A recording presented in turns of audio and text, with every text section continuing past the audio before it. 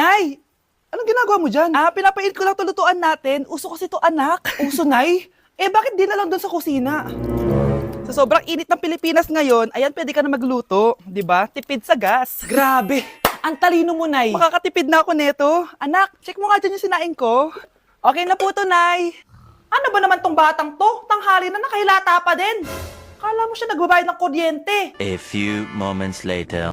Napakainit! Sinagpatay na electric fan!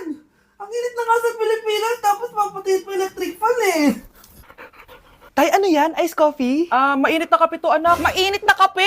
Ang init na nga sa Pilipinas eh. Ang perfect nga nito, anak eh, kasi mainit tapos mainit, di ba? Negative times negative equals positive.